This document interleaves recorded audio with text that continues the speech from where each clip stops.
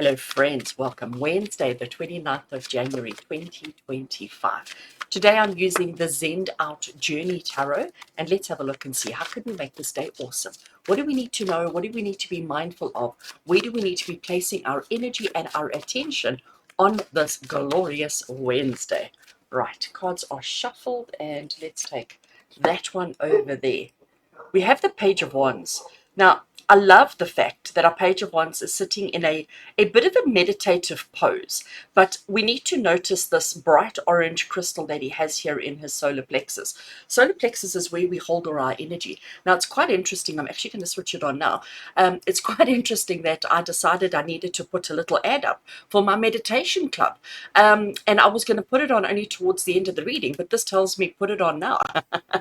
Page of Wands. Let's talk about Page of Wands energy. He's very assertive. He's very confident in what he is and who he is and how he is. He knows exactly what he needs to do and how he needs to go about doing it.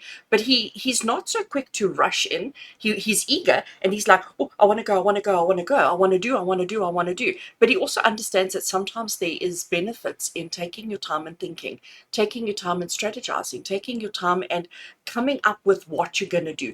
He's not too worried about the outcome. Well, I suppose he is, but he's more worried about how he's going to do it. What are the steps that he's going to take? What is the action that he is implementing?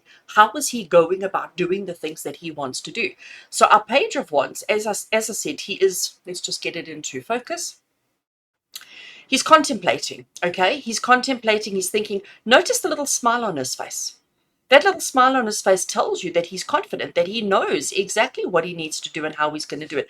And as I said, the solar plexus is where we carry our power. It's where we carry our drive. It's where we carry our enthusiasm, okay?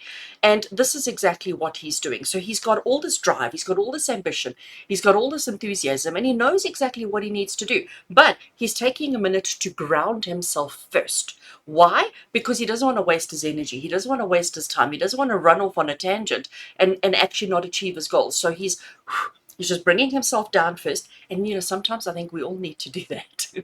Sometimes in life we can all get so excited and so enthusiastic about whatever it is that we're dealing with that we sometimes forget to just stop and breathe. So I think he's saying to us today, there's a lot that you've got going on. There's a lot that you want to do. You know what you need to do. You know how you need to do it. You know you've got all the answers. But sometimes we need to just slow down, or almost want to say curb the enthusiasm. Curb the enthusiasm so that we understand exactly what it is we're doing and how we're doing it and why and all the rest of it, that we've got the steps all planned out before we rush in. Because if we rush in too quickly, we could actually cause ourselves a little bit of disaster, because then you're operating from the solar plexus, from the ego, and not from the point of truth and the point of what is necessary and what is relevant.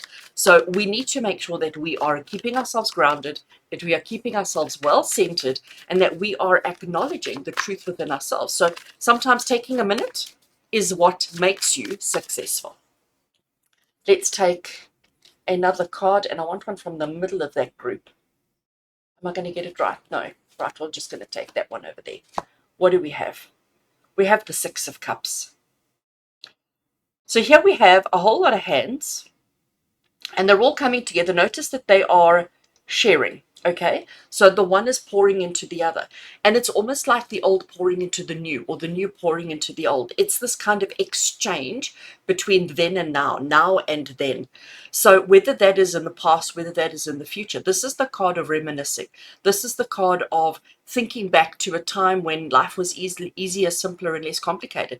This is a time, Six of Cups is the card of saying to you, acknowledge all the lessons that you've experienced, acknowledge the journey that you've been on, the road that you have walked, because it's that journey that you've been on that has actually made you into the person you are today. You wouldn't be who you are today if it wasn't for all the stuff that you experienced in the past.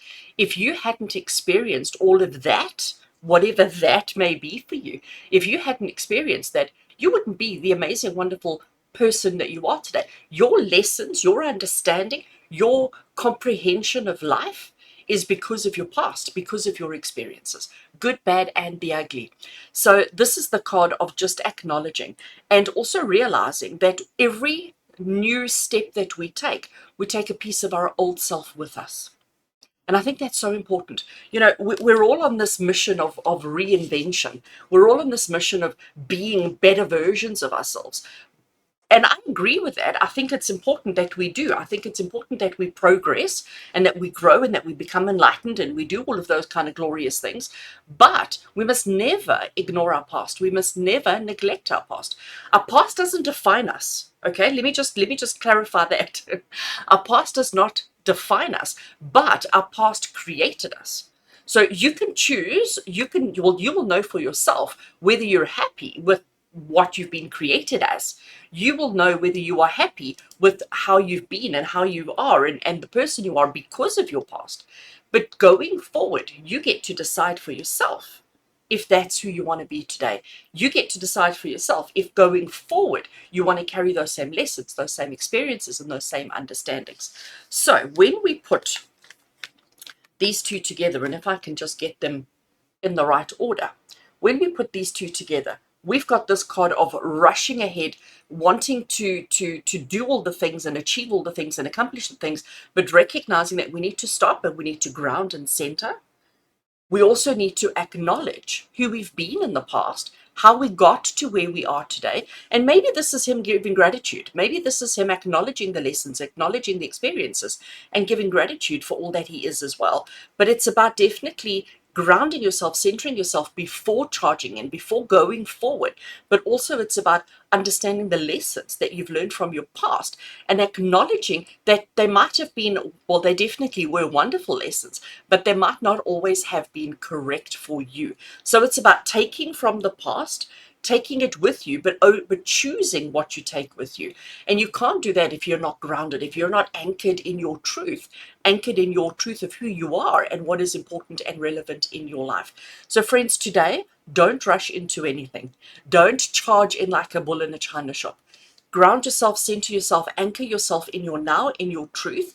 Look at how things have worked out for you previously. Learn from those experiences. Take what works for you and then move forward with confidence.